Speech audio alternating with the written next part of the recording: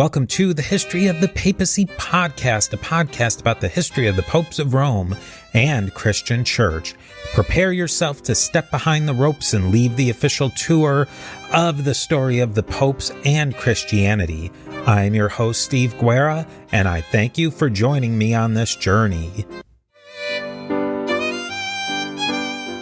You can find show notes, how to contact me, sign up for our mailing list, and how to support the History of the Papacy by going to our website, a2zhistorypage.com.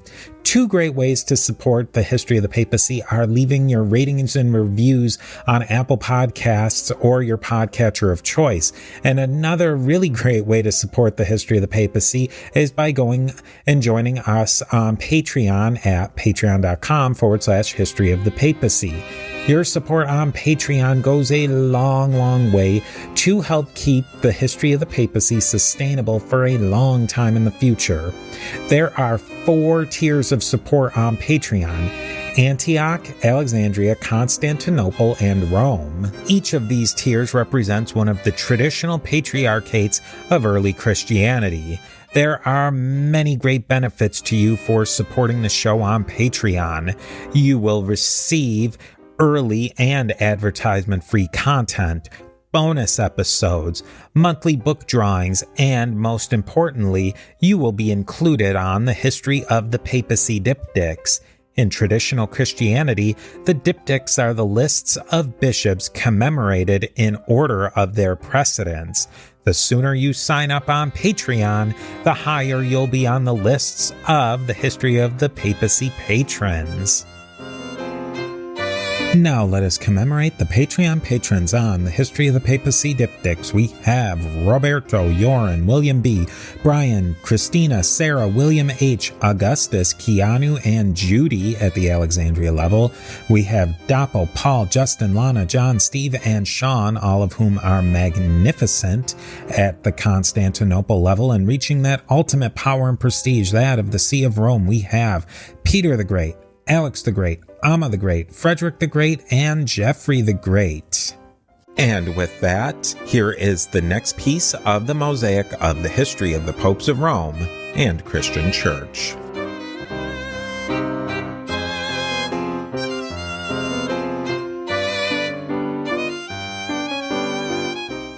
Thank you so much, Sean, for joining us today. What did even inside of the Ultramontane, well, particularly inside of the Ultramontane position, what did they think about the rest of the episcopacy and their role in teaching? Is it really just, are they a pass-through, or do they have a responsibility and a duty in teaching? Maybe not as much as the Pope, but what is their maybe place in that? Yeah, I think there's certainly diversity, within the position. I think the more maximalist bishops, ultramontane bishops, are the ones that would maybe push papal infallibility further than others. I think they would see themselves as subjects of the Pope, but participating in papal authority. So the concept of collegiality, which becomes huge at Vatican II, there were ultramontane readings of that in the 18th century, which was that the bishop is a successor of the apostles. So just as everyone would affirm papal primacy, everyone would affirm bishops are successors of the apostles. So they have an incredibly important role for everyone. However, the more maximalist ultramontane bishops would often base their authority on papal authority. The Conciliarist Gallican bishops would much more strongly emphasize my authority comes from Jesus, not from Rome. Now, contemporary Catholicism, there's a little bit of a kind of both and here, in the sense that through episcopal consecration, authority comes from Christ in the Catholic understanding, but there's a jurisdiction that does come from Rome. So when a new bishop arrives at a diocese, the consecration is not mediated through the papacy, but the exercise of the jurisdiction. The reason that my bishop here in Baton Rouge, Louisiana, can validly exercise his jurisdiction is because of his communion with the Pope.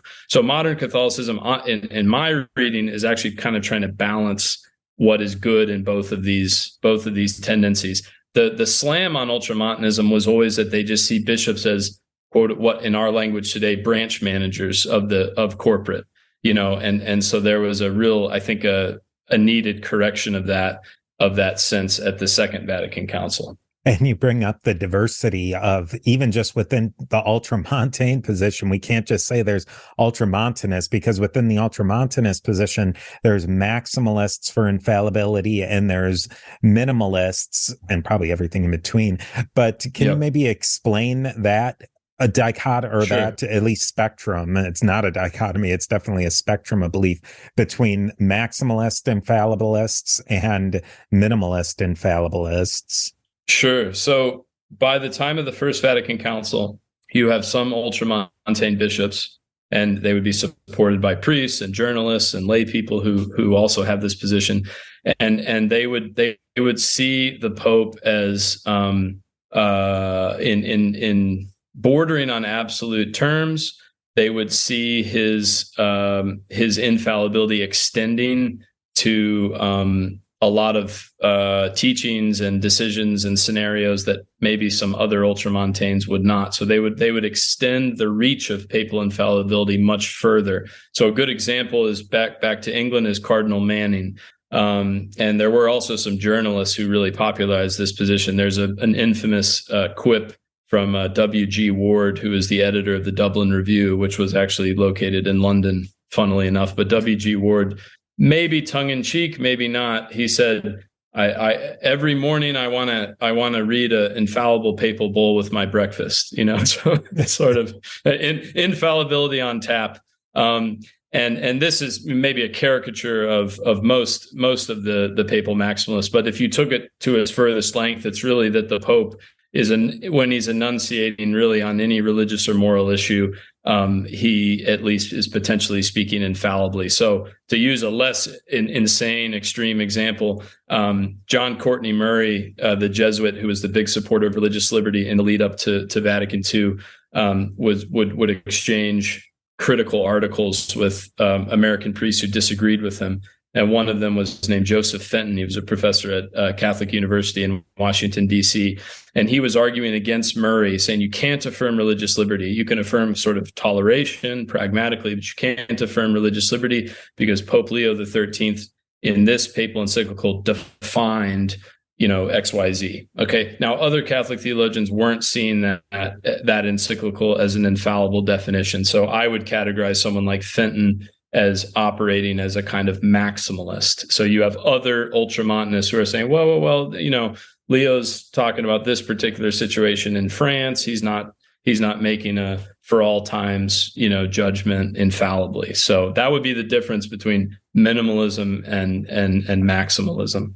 And I think that's what really makes the maximalist and the minimalist position so difficult, because if you do go with the maximalist and any word that comes out of the Pope's mouth is infallible, it gets then it still is a matter of interpretation down the line. Well, the Pope said it was said something infallible that was something in a very specific context over here.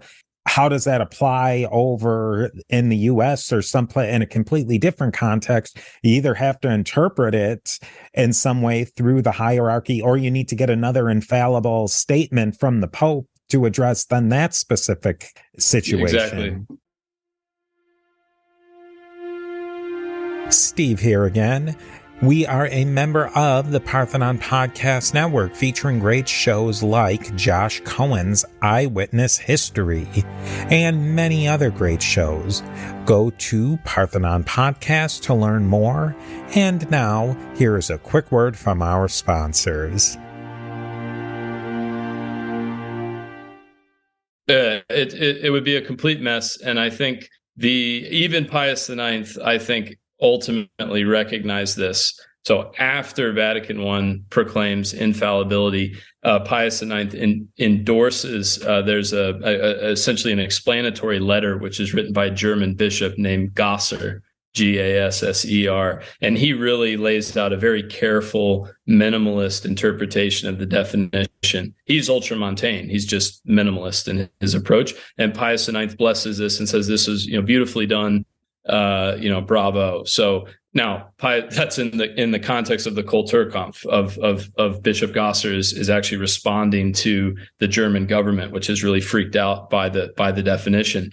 But the point is, the Maximalists sometimes were able to recognize the importance of the minimalist interpretation, and they usually were willing to make space for that. There were no quarter for the Gallicans, but they were willing to kind of accept the more minimalist impression, because at the end of the day, the minimalists are accepting papal infallibility. So symbolically, they're on the right team. And I think that could sort of lessen. It's a disagreement between well-meaning brethren at that moment. And we have the same dynamic today in the Catholic Church, I think. So if the Maximalists are really looking for something closer to every word that the Pope says is infallible, what might have been the definition of infallibility that the Minimalists were working with? Well, now the Maximalists would say that isn't what they're saying, but it's just that the amount of papal teaching. So as a good example would be the Syllabus of Errors in 1864, which I know you've covered. So the fear of the minimalists and of the people who disagreed with infallibility, of course, but the fear of the minimalists is that if we're not careful about this definition, the syllabus is going to be proclaimed, that people are going to interpret the syllabus as infallible. We're not going to be able to do the same sort of finagling of the more sort of supple interpreters of the syllabus were able to do. The minimalist position, honestly, in some ways is actually, I shouldn't say it is in the definition itself, but the standard interpretation of Pastor Aeternus, which is the document that teaches papal infallibility, the standard interpretation of that is the minimalist position. So the Pope has to be teaching ex cathedra. It has to be a dogmatic definition. It has to be something, this is, I think, pivotal. It has to be something that is believed with divine and Catholic. Okay, so it has to be a sort of first order truth of the Catholic faith. Let me give you an example. So in 1994, a very controversial example, but in 1994, John Paul II releases the encyclical Ordinatio Sacerdotales, which is about the ordination of women. And he declares that that the teaching, his interpretation is, this is the constant tradition of the church. Women cannot be ordained priests, and this is to be definitively held. Okay, so that's a kind of second order teaching. So you can a conservative Catholic would say, case closed. That's it. The Pope has taught it definitively, case closed. The liberal Catholics would say, well, it's only really case closed when it's a first order truth, when it's something that is directly revealed by God. Okay, so the second order, third order, whatever it might be, the Pope can authoritatively teach on that, but it's not an infallible definition. Whereas something like the doctrine of the Trinity is revealed by God. So that is a sort of first order dogma. And then what the Pope does with the kind of test run for papal infallibility in its modern form is the 1854 definition of Mary's Immaculate Conception. So he asserts, declares, and defines it is a truth revealed by God that Mary was immaculately conceived. So that's a statement of, this is a sort of first order dogmatic claim. So the minimalists would try to limit what infallibility is applied to. I think that's one possible way to look at it. Certainly Cardinal Newman does this in his reception of Vatican I. That the Immaculate Conception is taken as one of the big examples of a infallible statement, but that's even before Vatican I, the Council. What are some of the other examples of an infallible, fully bonded, you might call it, official infallible statement of the Pope? So contemporary Catholic theologians tend to be pretty minimalist, and they would tend to point to the 1854 and 1950 Mary's Assumption, which is essentially a kind of conclusion or corollary of Immaculate Conception. When you go before that, there's a lot of disagreement. So some theologians would list 8 infallible papal definitions. Some would list 20, 30. There's really no agreement on this. at Vatican I think the people voting yes on papal infallibility would have seen Auctorem Fidei as containing infallible definition. So that's the condemnation of the Synod of Pistoia, which they cite numerous times because it's also anti-French Revolution, anti-Jansenism, anti-Gallicanism, all these bad isms are condemned in it. And then Unigenitus is the 1713 condemnation of Jansenism. And then there's a couple in the 17th century that are also condemnations of Jansenism. And then in the 16th century, you have Exsurge Domine, the condemnation of Martin Luther. There are some theologians that would cite that as infallible. But the Tome of Leo, for example. But often there's ambiguity because with the Tome of Leo, you could say, well, the Council of Chalcedon is infallible. So as I said, the data points can often be read in Gallican ways. So a Gallican that was very kind of irenic and respectful of the papacy could actually say Auctorem. Well, they wouldn't want to say Auctorem Fidei. Could say Unigenitus is infallible, but insofar as it has been received by us. We have all received this. We have said, yes, this is correct. This is the faith of our local church. And Rome has, in her prerogative, has proclaimed this for the universal church.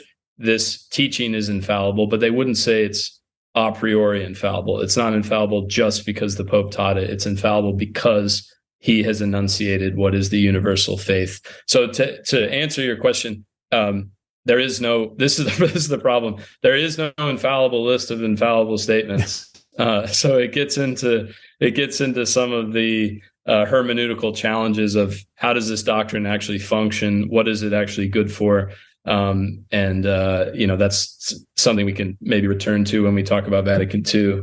Now, what would scholars say to infallible decisions if we go in the minimalist direction of the two Marian expositions of that Mary was born immaculately, which happened before Vatican I, and then that Mary was assumed into heaven, that she didn't die as such, that happened after the Vatican I. Could you even go as minimalist to say that there's only been one infallible decision because it happened after infallibility was formally defined? That's a great question. I've never heard of any theologian doing that. I think because the manner in which the 1854 definition, the definition of Mary's Immaculate Conception, was prepared and the way it was articulated, I think it was clear at the time, and it was, to go into the kind of Gallican perspective, it was received by everyone at the time. I think for those reasons, no one has ever really challenged whether the 1854 definition was infallible, meaning those who were in communion with the church. So that it does, you raise a really interesting problem and question, though, which is how do you take a definition in 1870 and retroactively kind of go back and figure out what is an infallible teaching or not an infallible teaching. And as I said previously, different people have different lists. I would say the two quote unquote personal papal statements, so where the Pope is issuing a document not in conjunction with the bishops as he would do in an ecumenical council. The two that are not controversial in Catholic theology are the Immaculate Conception and the Assumption. Everything before that, you would have some theologians would recognize some of this as ex cathedra pronouncements, and some theologians would not recognize them.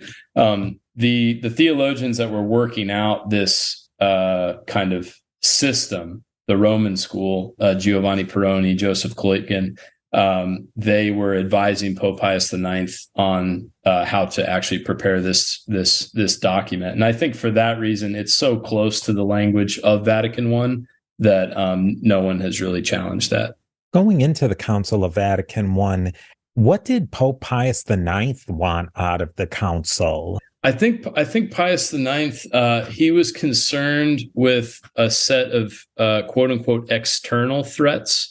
So he was concerned with rationalism. He was concerned with nationalistic governments, with socialism, with all this, litany of problems and errors that he identifies in the syllabus of 1864. So he's trying to kind of circle the wagons around papal authority, around a very strong sense of Catholic identity and of resistance to modern problems and issues that he is worried are going to kind of infect the church.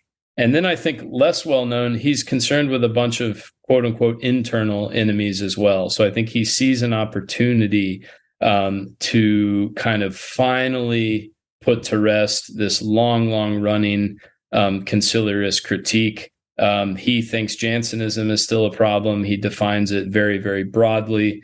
He thinks that politicians in Latin America, just to use an example, have been infected by Gallicanism and Jansenism, and this whole kind of litany of Catholic isms that he sees as heretical. So Vatican I is a response to internal as well as external threats. It's a very defensive mindset that Pius IX has. Steve here again with a quick word from our sponsors.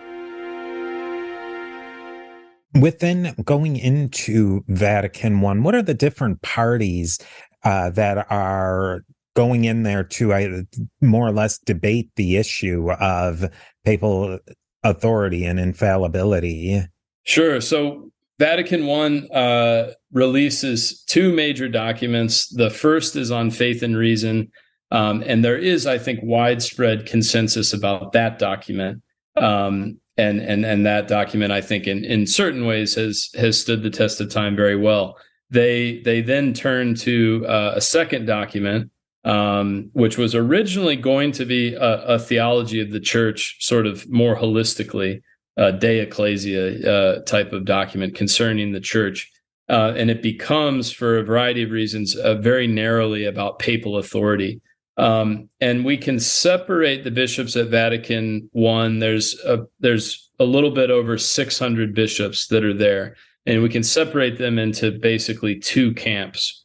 Pro definition, so meaning pro defining papal infallibility as dogma, and anti definition. And now within pro definition, I think we can make a distinction that we've already made. So there's a kind of maximalist party which wants no compromise with anyone who opposes infallibility. And then there's a more minimalist party, and they're willing to try to craft a definition that can be acceptable to the widest swath of people. In the anti-definition camp, and the anti-definition camp is really only about 20 to 25%. It includes a lot of really eminent churchmen and scholars, but it's certainly a minority. It's the minority of the bishops, and you can kind of split them up into two groups. One group is called inopportunist.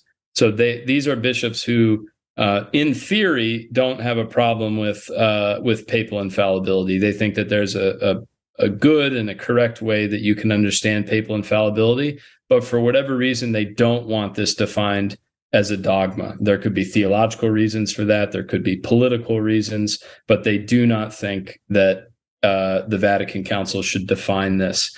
The other group we could call conciliarists, and they'd be very careful about how they wouldn't use that term themselves, but really at root, they don't believe in papal infallibility. They think it's wrong, and they think that the way the church teaches infallibly is through ecumenical councils or through some sort of manifest consensus of the bishops around the world. So again, anti-definition, you got about 25%, pro-definition, then 75, 80%. So, the minority was behind the eight ball from the very beginning. Yeah, it really they didn't have a chance at the party, really. The only chance they had was if they could find some way to convince the council to table the question and not vote on it. And they weren't successful doing that. A lot of them actually left because some of them were mad. They thought that they weren't being treated well and that the council wasn't really free. But most of them left because they, at some point, thought it was just unseemly to stay and keep arguing and to vote no on the final vote in the presence of the Pope. They thought was impolitic and unseemly. So the only two bishops voted no on the final tally. All the others who voted no, who were going to vote no, left. One of these two was the Archbishop of Little Rock, Arkansas. And when I first read this many years ago, I was really hoping he had a really, really strong Southern accent because he goes up to the Pope after the final tally is taken. It's 535-2, and it's just him. His name was Bishop Fitzgerald, and he strolls up to the Pope and he says, "Holy Father, now I believe." And unfortunately, he did not have an Arkansas accent. He was born in Ireland. But he was one of the only two to stay till the bitter end and still vote no. We can only hope that at some point he picked up a little twang. Yeah, I hope so. Yeah. Thanks again, Sean, for joining us on the History of the Papacy podcast. I know I've learned a ton, and we are looking forward to you joining us again as we wrap up this council and then start to look at what's some of the fallout after the council.